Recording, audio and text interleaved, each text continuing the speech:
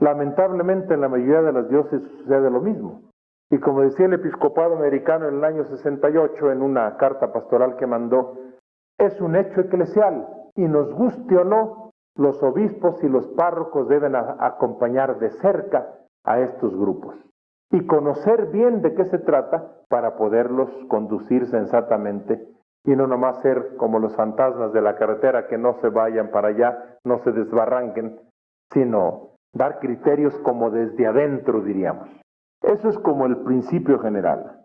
Y yo como iniciador del cine y como responsable, tengo que afirmar que el cine, otro motivo, no solo brotó de ahí, aunque los contenidos no brotaron del marco de renovación, pero sí de la experiencia de renovación. Segundo, el cine es integral y por lo tanto, si no es carismático, deja de ser integral. Una de las características esenciales del cine es la integralidad y la dimensión carismática, en todas sus dimensiones, es una dimensión ordinaria de la vivencia cristiana y de la misión de la Iglesia. Por lo tanto, si se corta o se frena o se limita, es estar mutilando, más o menos gravemente, dimensiones importantes en la vivencia cristiana y en la misión de la Iglesia. Bien entendido, todo arranca de ese bautismo del Espíritu Santo, que no es otra cosa, bien entendido, que lo que se vive en la liturgia de consagración, el orar por el don del Espíritu. Y con una enseñanza tranquila, simple, como se da a nivel querigma, en los temas 2, 3, 4 y 5 del segundo bloque, ya después en catequesis se dará un poco de más enseñanza en esa línea, y luego no espantar a la gente ni ponerle demasiados prejuicios ni demasiados cuidados para que el Espíritu se manifieste simplemente. Y la grave responsabilidad de los pastores y de los líderes seglares de discernir y sobre la marcha ir dando criterios sensatos para evitar errores y desviaciones, de ser posible preventivamente y cuando sea necesario correctivamente. Y cuidar, como decía hace un momento, de no poner de líderes importantes a ningún carismaniático. Porque hay gentes que pueden haber tenido una experiencia espiritual muy válida, pero por falta de equilibrio mental, o por falta de formación doctrinal, o por gente fanática que busca solo lo extraordinario, desvirtúan muchísimo la renovación misma. Y son los que hacen provocar alergias negativas en muchos otros. La manera como actúan, la manera como hablan, la manera como defienden, la manera como propugnan y pelean con los que no aceptan eso mismo, y las etiquetas que ponen los sí o no renovados. Hay muchas imprudencias, como a veces sucede en el cine también, que provocan una reacción contraria, en vez de extender. Lo lamentable es que ya van en México 20 años de renovación, y muchos líderes, sacerdotes y seglares se empeñan en mantenerlo como movimiento. Y cuando están viendo que en el cine, por ejemplo, en la mayoría de las parroquias se integra la dimensión carismática, pero a título de iglesia, muchos, incluso sacerdotes líderes, están propugnando a todas luces, a todo volumen, que el Padre Navarro y el cine está destruyendo la renovación por donde pasa. Y si vemos los libros, el de Malinas, el de un nuevo Pentecostés del cardenal Sinens también, y lo que se ha dicho desde el principio, ese es de otro documento del episcopado canadiense, lo que dijo el cardenal Sinens en la homilía de clausura del Congreso en Grottaferrata: la renovación como movimiento debe desaparecer. Cuando se integran sus valores en el cauce ordinario de iglesia, debe desaparecer como movimiento. Entonces, lo mejor que le puede pasar a la renovación es desaparecer. Pero cuando se integra, sin frenar nada válido, en el cauce ordinario de vida cristiana y de misión de la iglesia, que es sobre todo el marco parroquial. Pero como desgraciadamente va a pasar mucho tiempo que en las diócesis y en las ciudades hay parroquias puramente cultuales, no solo la renovación, sino muchos otros movimientos siguen siendo necesarios de que subsistan como movimiento, con su membrana propia, con su cierta autonomía, con su dirigencia propia, con sus reuniones propias, con congresos específicos, con formación específica. Y yo digo hipotéticamente, aunque se llegara el caso que todas las parroquias de una diócesis fueran fuertemente evangelizadoras, integrales, e incluyeran la dimensión carismática, sería útil que hubiera una comisión diocesana, así como hay de Biblia y liturgia, para promover esa dimensión, para recordarla, para tener literatura, para organizar cursos, para promover congresos en donde se despliegue totalmente esa dimensión, que fácilmente se puede ir apagando. Pero ya la vida concreta ya no sería título de movimiento, sino de dimensión de la vida cristiana y de la dimensión de la iglesia, de la misión de la iglesia al interior de la parroquia. Estamos en un momento de enfrentamiento por todas partes, como digo, que voy me encuentro con conflictos que creo que nosotros no hemos provocado, y les decía que en los ECLAS que hubo en Guatemala y en el Ecuador, hasta en asamblea pública a nivel latinoamericano se discutió que el Padre Navarro y el cine estaban destruyendo la renovación en toda Latinoamérica. Y por eso yo y el cine estamos en la lista negra de renovación en México, en Latinoamérica y en Europa, en el International Communication Office, o sea, la oficina de coordinación que hay en Roma, y nomás aparezco yo en una reunión de ese tipo y temen que vaya a hablar en contra de la renovación. Y si pueden, tratan de que no me aparezca. Pero por otro lado, hablando a gente que está dentro del cine, como ya lo he dicho muchas veces, el cine es carismático por origen, aunque los contenidos no brotaron de ahí, pero sí la experiencia del espíritu. Es carismático porque es integral. Y debe ser carismático, si no, la fuerza evangelizadora de las parroquias no se tendría. No olvidemos lo que dice el número 75 de Evangelii Nunciandi. El agente principal de la evangelización es el Espíritu Santo. Y el espíritu de poder, no solo el espíritu vivificador. En esas tres divisiones, vivificador, poder y congregador, el espíritu de Pentecostés, o sea, la presencia pentecostal del espíritu, no de las iglesias pentecostales, sino de Pentecostés, es algo esencial a la iglesia. Ya alguna vez les aludía a una homilía el día de Pentecostés de este pastor luterano Bugner, que fue el primer invitado por Juan XXIII como auditor en el concilio, el primerito que fue invitado. Y yo recuerdo, no sé si lo leí o lo oí, porque fue en aquella época que yo estaba en Suiza, en Friburgo, y porque me acuerdo como tono de voz, a lo mejor lo oí por radio, Pentecostés. En aquel tiempo, en el primer Pentecostés, viento huracanado, fuego en lenguas, vidas transformadas, testimonio misionero con poder, manifestación amplia de los carismas, Pentecostés hoy, fiesta litúrgica y teología del Espíritu Santo. Y yo me acuerdo Herbert Mühlen, que como decía es el teólogo reconocido sin discusión entre católicos y protestantes como el teólogo más calificado en relación al tema del Espíritu Santo.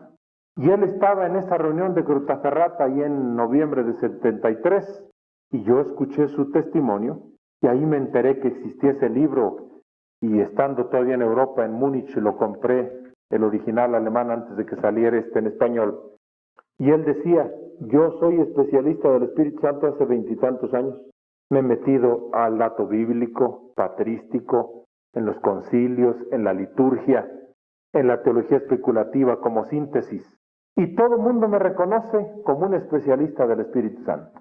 Yo no entendí quién era el Espíritu Santo hasta que en un grupo carismático aquí en Alemania recibí el bautismo en el Espíritu Santo. Él mismo lo dijo. Y es interesante, yo les recomiendo que compren este libro y lo lean, porque es de una solidez notable. Este otro, si es que tienen ánimo, se ponen algunos gramos de fósforo en la cabeza para entender este libro, que es un ladrillo. Una mística persona se llama el título original en alemán. En español se llama El Espíritu Santo en la Iglesia, Herbert Mühlen. Y este, que se refiere específicamente a la renovación. Espíritu, carisma, liberación. Herbert Mühlen, con diéresis UH. Mühlen, que es una de las autoridades máximas en esta línea, como digo, reconocido entre católicos y protestantes. Esta es editorial Koinonia, no, esa es Secretariado Trinitario Salamanca, Don Bosco Ferlac en München, fue la de primera edición en 74, Secretariado Trinitario, Salamanca, España. Y aquí la colección Koinonia, en español salió en 75, el original alemán fue en 74. En 76 seguí sin Imprimatur Mauro, obispo de Salamanca, octubre del 76. Ahora, ya en la práctica, como decía el padre Cosme, ¿qué es lo que tenemos que hacer? En primer lugar, que cada sacerdote, sobre todo, revise sus prejuicios y sus desconocimientos en esta materia. Porque como a mí mismo me pasó cuando empezó la renovación en el Altillo y el Consejo General me ensartó a que yo fuera responsable, pues no tuve más remedio de ponerme a reflexionar, a leer, a consultar con la gente que estaba metido en eso, que al principio me parecía raro, extravagante, luego me parecía interesante, pero no entendía qué fundamento tenía esto, hasta que poco a poco fui entendiendo su base bíblica, su justificación, su existencia en los primeros siglos de la Iglesia, su utilidad, ver los frutos en la gente que estaba metida en eso, pero al principio estaba yo de observador, de responsable, pero de observador.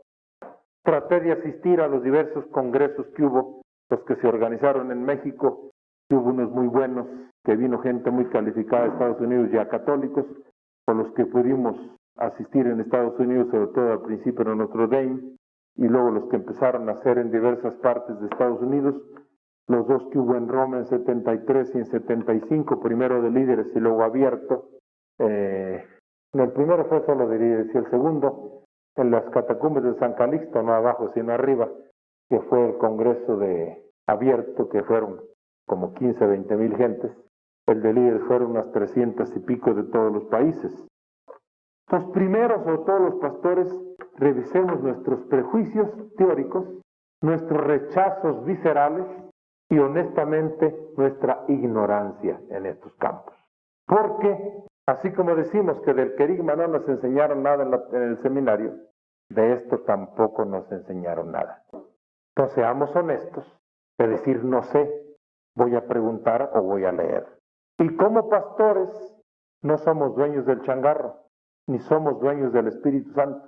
Entonces, si el Espíritu Santo empieza a manifestarse en nuestros fieles, tengamos en cuenta la grave responsabilidad del pecado contra el Espíritu Santo, de achacar al demonio las obras de Dios, o de displicente o burlonamente neguemos la experiencia de muchos seglares, que a veces por su sencillez, por su falta de conocimientos doctrinales, no saben formular conceptualmente de forma exacta las cosas, pero que su experiencia es muchas veces legítima, pero que sus errores y desviaciones son culpa nuestra por no haber acompañado pastoralmente a esas personas y a esos grupos. No nos quejemos de los errores y de las desviaciones de los grupos carismáticos, porque los pastores no los han pastoreado y no los han iluminado porque ellos mismos no tenían ni idea. Y lamentablemente la mayoría de los obispos y la mayoría de los sacerdotes tienen una ignorancia verdaderamente crasa en estos niveles. Grave. Ni siquiera elemental. Conocimiento elemental. No solo de la teoría, sino de la vivencia. Acercarnos a los grupos y con honestidad y serenidad ver y con la responsabilidad de pastor saber discernir. Pero ¿cómo vamos a discernir si ni siquiera sabemos de qué se trata? Si partimos de prejuicios y de rechazos, de burlas, de ironía, de tolerancia. En México, díganme cuántos obispos tienen idea y aceptación abierta en la línea de renovación. Talavera, Hinojosa, Monseñor Bello, y creo que párenle de contar. Los demás la toleran. Y otros, por su cuenta y riesgo, la desbarataban al día siguiente. Sino porque es un hecho eclesial demasiado evidente, y son miles de gentes en sus diócesis que se les pondrían al brinco muchos, y lamentablemente por eso hay muchos grupos carismáticos que ya no son católicos. En Tlalnepantla, en Querétaro hay muchos que han hecho grupos carismáticos católicos no jerárquicos. En Centroamérica, en Guatemala, en Costa Rica hay muchísimos que al no sentir la aceptación, ni el pastoreo, ni el acompañamiento, algunos dicen que siguen siendo católicos pero no jerárquicos. Otros dicen, bueno, somos cristianos. Y como los pastores no nos entienden ni nos pastorean, pues mejor nos dejamos guiar por el Espíritu Santo de forma directa. Pero hay que ver delante de Dios a quién va a juzgar con más dureza. Si a las desviaciones de los carismáticos locos o a los pastores que no pastoreamos. Y para eso leamos un poquito Ezequiel 34. Tenemos una grave responsabilidad. La renovación carismática está siendo una primavera para la iglesia. Como decía Pablo VI en aquel congreso del 75, que primero venía y leyó en francés, luego en inglés, luego en español y luego improvisó en italiano. Y cuando hablaba en francés decía, esta es una renovación espiritual. Está reabriendo los labios al canto, al testimonio, al himno, etc. Es una verdadera renovación. Y estaba hablando, recuerdo en francés, me decía, ¿cómo no va a ser une chance pour l'église et pour le monde? ¿Cómo no va a ser una oportunidad de transformación para la iglesia y para el mundo? Y al final, cosa rara, en Pablo VI, frecuente en Juan 23, que se despegó del papel e improvisó ya en italiano. Yo estaba, primero celebramos con el cardenal Siemens, luego nos fuimos a la sacristía a quitar el ornamento y ya nos quedamos sin lugar. Yo me quedé trepado en una de las bases de la columna de la cúpula, y ahí trepado, agarrado con las uñas de los nervios de la columna, ¿verdad? Vino el Papa así de allá al fondo a la izquierda, en la silla gestatoria, dio la vuelta al altar, bajó y se fue a la sede. Y recuerdo, todavía me suenan sus palabras, oggi o si vive con devoción profética, con gioia, con energía la propia fede, o la si perde. Fue sus últimas palabras, que las cito por ahí en el libro de evangelización, en el tema 4. Hoy o se vive con energía, con alegría, con gozo, la propia fe, o se pierde la fe. Y se estaba refiriendo a esos 15, 20 mil gentes que estaban en San Pedro el lunes de Pentecostés, que fue el 19 de mayo del año 75. Y yo me acuerdo, estaba ahí trepado y vi cómo salió el Papa en la silla gestatoria ya visiblemente cansado. ¿Se acuerdan cómo hacía Pablo VI? Saludando así cuando iba en la silla gestatoria y echando bendiciones. Y yo lo vi visiblemente agotado. Al entrar, primero ya ven que en Roma, ¡vive el Papa! ¡Vive el Papa! Todo el mundo lo recibe con aplausos y vive el Papa. Acá la asamblea, toda empezó a cantar, ¡Aleluya! ¡Aleluya! No sé si han oído ese cantito, ¡Aleluya! Y luego, insensiblemente, toda la gran asamblea, que eran más de 15,000 personas, empezó a cantar en lenguas. Una cosa bellísima. Y yo que estaba viendo al Papa, vi cómo se reanimó, cómo le impactó aquello, y le cambió el rostro. Y cómo ya cuando se pasó así a 2 metros de donde yo estaba trepado, como digo, en la columna, y luego ya se llegó al altar, dio la vuelta así, lo bajaron, ya se sentó en la sede, viendo hacia la parte delantera de la nave. Y ahí existen algunos libros, todo el texto literal de lo que habló primero en francés, después en inglés, después en italiano, en español, una cosa muy cortita, y unas cuantas frases que improvisó en italiano. Y lo que dijo él mismo en el año 75 en relación con el año santo, que también lo cito ahí, hoy vivimos en la iglesia una nueva epifanía del Espíritu, un nuevo Pentecostés con los mismos signos y prodigios que el primero.